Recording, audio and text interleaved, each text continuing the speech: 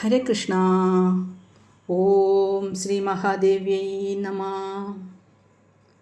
ശ്രീ ലളിത സഹസ്രനാമ സ്തോത്രത്തിലെ പ്രഭാവതി പ്രഭാരൂപ പ്രസിദ്ധ പരമേശ്വരി മൂലപ്രകൃതിരവ്യക്ത വ്യക്ത വ്യക്തസ്വരൂപിണി എന്ന 86-ാമത്തെ ശ്ലോകത്തിൻ്റെ അർത്ഥമാണ് ഞങ്ങൾ പറഞ്ഞത്.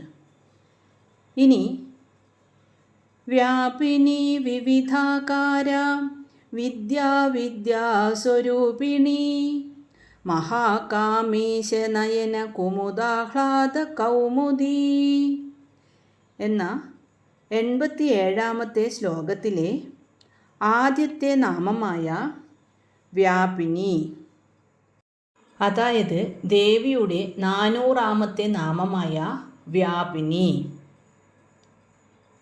അങ്ങനെ നമ്മൾ 400-ാമത്തെ നാമത്തിൽ എത്തിയിരിക്കുന്നു. വ്യാപിനി എന്നാൽ സകലതിലും വ്യാപിച്ചിരിക്കുന്നവൾ. അമ്മ പ്രപഞ്ചത്തിലെ ഓരോ അണുവിലും വ്യാപിച്ചിരിക്കുന്നു. അമ്മയില്ലാത്ത ഒരിടം പോലും ഈ പ്രപഞ്ചത്തിലില്ല. ഒരു പ്രത്യേക സ്ഥലത്തോ പ്രത്യേക കാലത്തോ മാത്രം ഒതുങ്ങി നിൽക്കുന്നതല്ല അമ്മയുടെ സാന്നിധ്യം. അത് സർവകാലത്തും സർവദേശത്തും ഒരുപോലെ നിറഞ്ഞു നിൽക്കുന്നതാണ്. ജലത്തിൽ ഉപ്പ് അലിഞ്ഞു ചേർന്നിരിക്കുന്നതുപോലെയും തടിയിൽ അഗ്നി സുഷുപ്തമായിരിക്കുന്നതുപോലെയും പ്രപഞ്ചത്തിലെ ചരാചരങ്ങളിലെല്ലാം ചൈതന്യമായി വ്യാപിച്ചിരിക്കുന്നവളാണ് അമ്മ. നമ്മുടെ ഉള്ളിലും പുറത്തും അമ്മയുണ്ട്. നമ്മൾ എവിടെ പോയാലും അമ്മ കൂടെയുണ്ട് എന്ന് പറയുന്നതിൻ്റെ അർത്ഥം ഇതാണ്. പ്രപഞ്ചം ഒരു സമുദ്രമാണെങ്കിൽ നമ്മൾ അതിലെ തിരമാലകൾ മാത്രമാണ്. ആ സമുദ്രം മുഴുവൻ വ്യാപിച്ചു കിടക്കുന്ന ജലമാണ് അമ്മ. അതായത് സകല ജീവജാലങ്ങളിലും അന്തർവ്യാപിയായിരിക്കുന്നവളാണ് ദേവി. ഇനി ദേവിയുടെ 401-ാമത്തെ നാമമായ വിവിധാകാര. ഈ പ്രപഞ്ചത്തിൽ നാം കാണുന്ന എല്ലാ രൂപങ്ങളും അമ്മ തന്നെയാണ്. രൂപങ്ങൾ പലതാണെങ്കിലും അതിലെല്ലാം അടങ്ങിയിരിക്കുന്ന ചൈതന്യം ഒന്നു തന്നെയാണെന്ന് ഈ നാമം നമ്മെ ഓർമ്മിപ്പിക്കുന്നു. ഒരാളോട് ദേഷ്യമോ മറ്റോ തോന്നുമ്പോൾ അയാളിലും ഇരിക്കുന്നത് ഈ വിവിധാകാരയായ അമ്മയാണെന്ന് ഓർക്കണം. പ്രകൃതിയിലെ വൈവിധ്യങ്ങളെ വെറുക്കാതെ സ്നേഹിക്കാനുള്ള വലിയൊരു സന്ദേശം ഈ നാമത്തിലുണ്ട്. ഭക്തരുടെ ഇഷ്ടാനുസരണം കാളിയായും ലക്ഷ്മിയായും സരസ്വതിയായും വിവിധ രൂപങ്ങളിൽ അമ്മ പ്രത്യക്ഷപ്പെടുന്നു. സർവം ദേവിമയം ജഗത്, ഈ ലോകമെല്ലാം ദേവി തന്നെ എന്ന തത്വത്തിൻ്റെ ചുരുക്കപ്പേരാണ് വിവിധാകാര. ഇനി ദേവിയുടെ 402-ാമത്തെ നാമമായ വിദ്യാസ്വരൂപിണി. വിദ്യയായും അവിദ്യയായും വിളങ്ങുന്നവൾ എന്നാണ് ഈ നാമത്തിൻ്റെ അർത്ഥം. വിദ്യ എന്നാൽ നമ്മെ ആത്മീയമായ ഉണർവിലേക്കും മോക്ഷത്തിലേക്കും നയിക്കുന്ന അറിവാണ്. ഞാൻ ആരാണ് എന്ന് ചിന്തിപ്പിക്കുകയും ഈശ്വരനിലേക്ക് അടുപ്പിക്കുകയും ചെയ്യുന്ന ആ ശക്തി.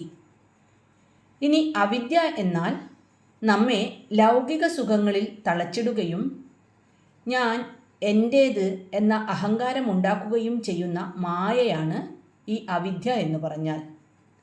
സംസാര സാഗരത്തിൽ നമ്മെ ബന്ധിപ്പിക്കുന്നത് ഈ അവിദ്യാസ്വരൂപിണിയാണ്. വിദ്യയാകുന്ന വെളിച്ചവും അവിദ്യയാകുന്ന ഇരുട്ടും അമ്മയുടെ തന്നെ 2 ഭാവങ്ങളാണ്. ഇരുട്ടുണ്ടെങ്കിലേ വെളിച്ചത്തിന് വിലയുള്ളൂ എന്നതുപോലെ ഈ 2 അവസ്ഥകളും പ്രപഞ്ചലീലയുടെ ഭാഗമാണ്.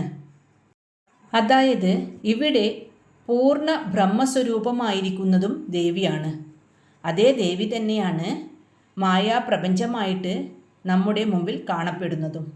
അപ്പോൾ ആ മായാപ്രപഞ്ചം എന്നത് അവിദ്യയാണ്, പൂർണ്ണ ബ്രഹ്മം എന്നത് വിദ്യയാണ്. ദേവിയെ ആശ്രയിക്കുന്ന ഒരാൾക്ക് ആ ഭക്തൻ്റെ അവിദ്യ മാറ്റിയിട്ട് വിദ്യ പ്രദാനം ചെയ്യാനും ദേവിക്ക് സാധിക്കും. കാരണം ഇത് രണ്ടും ദേവി തന്നെയാണ് എന്നാണ് ഈ നാമത്തിലൂടെ വ്യക്തമാക്കുന്നത്. ഇനി ദേവിയുടെ 403-ാമത്തെ നാമമായ മഹാകാമേശനയന കുമുദാഹ്ലാദ കൗമുദി.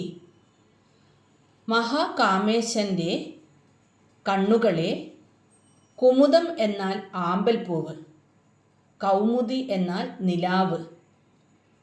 അതായത് മഹാകാമേശ്വരൻ്റെ കണ്ണുകളാകുന്ന ആമ്പൽ പുഷ്പങ്ങളെ വിരിയിക്കുന്ന അല്ലെങ്കിൽ സന്തോഷിപ്പിക്കുന്ന നിലാവാണ് ലളിതാംബിക. ആമ്പൽപ്പൂവ് വിരിയുന്നത് നിലാവ് ഉദിക്കുമ്പോഴാണല്ലോ. സൂര്യപ്രകാശത്തിൽ താമര വിരിയുന്നത് പോലെ ചന്ദ്രൻ്റെ നിലാവിലാണ് ആമ്പൽപ്പൂക്കൾ വിരിയുന്നത്. ഇവിടെ പരമശിവൻ്റെ കണ്ണുകളെ ആമ്പൽപ്പൂക്കളോട് ഉപമിച്ചിരിക്കുന്നു. അമ്മയുടെ സൗന്ദര്യവും സാമീപ്യവുമാകുന്ന നിലാവ് ഏറ്റുവാങ്ങുമ്പോഴാണ് ശിവൻ്റെ കണ്ണുകളിൽ ആനന്ദം നിറയുന്നത്.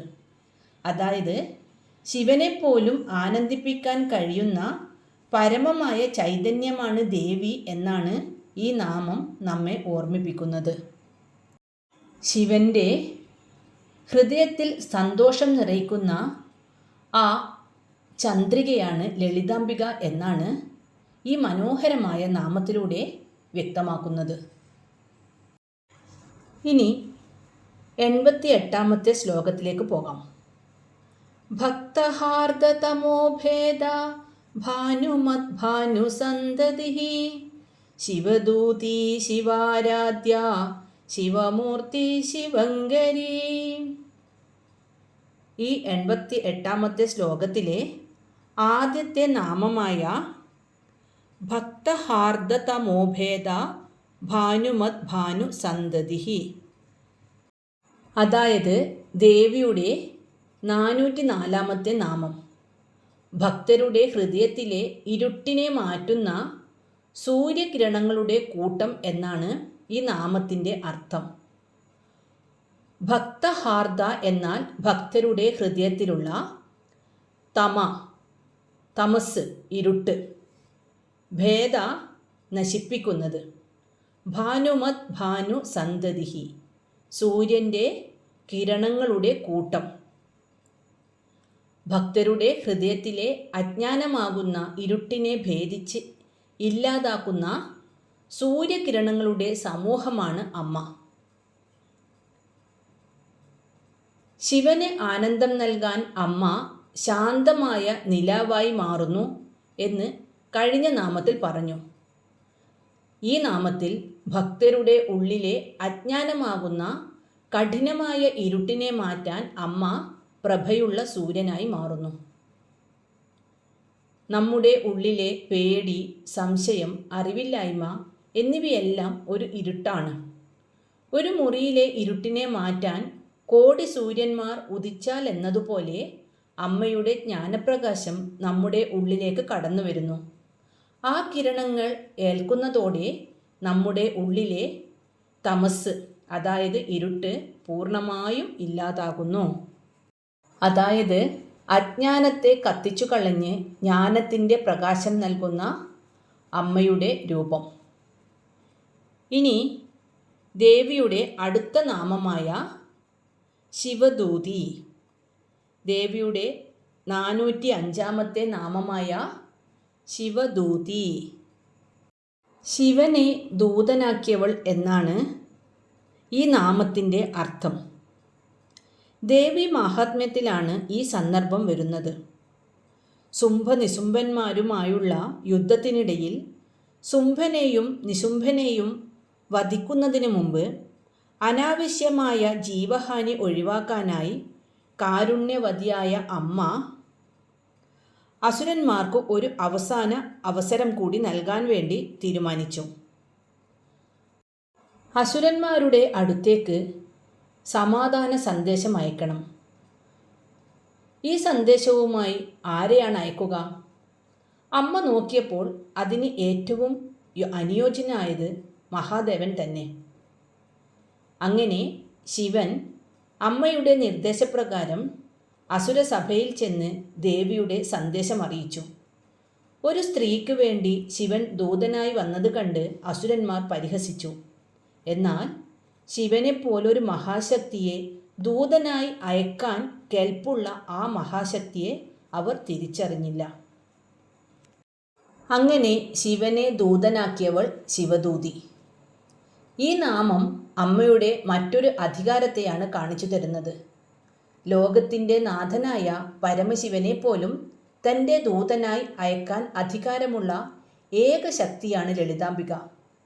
ഇത് അമ്മയുടെ കരുത്തും ഒപ്പം തന്നെ യുദ്ധം ഒഴിവാക്കാൻ അമ്മ കാണിച്ച കാരുണ്യവുമാണ് വ്യക്തമാക്കുന്നത്.